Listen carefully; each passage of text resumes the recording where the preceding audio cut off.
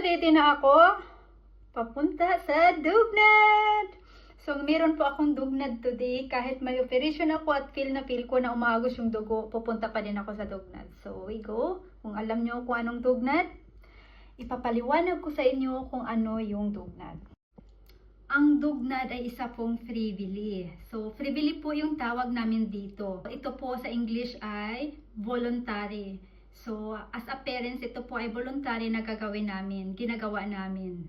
Pag anak mo ay may isang activity na sinasalihan, for example, handball, or football, or kahit anong activity, volleyball, basketball, like that.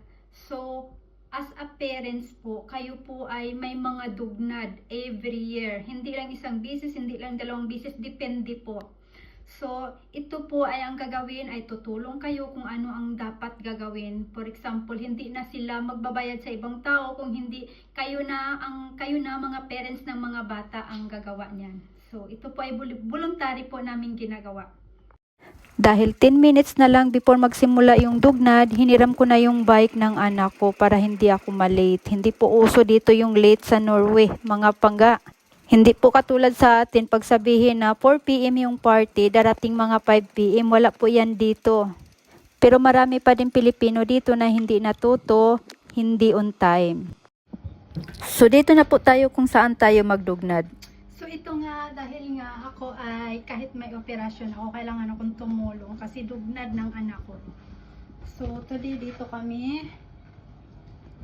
At may mga cake kami ititinda, ipiprepare namin dito. May mga muffins kami, may waffle kami, may hotdog kaming mga ititinda. At ito din po yung mga ganyan. Meron din po kami dito, mga pagkain, mga drinks. Merong ice cream dito sa loob ng isang rep. So ngayon po ako ay Dugnad ko dito ngayon. So kahit may ito ako,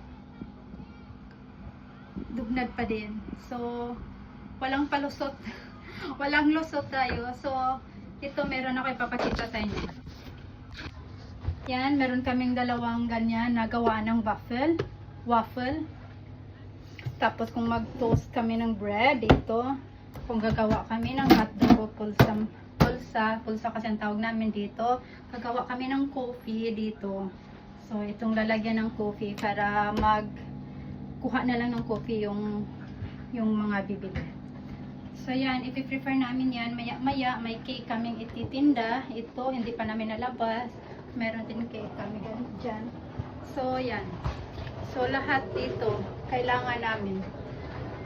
So yan, mag-prepare na kami soon kasi magsimula na kaming magtinda.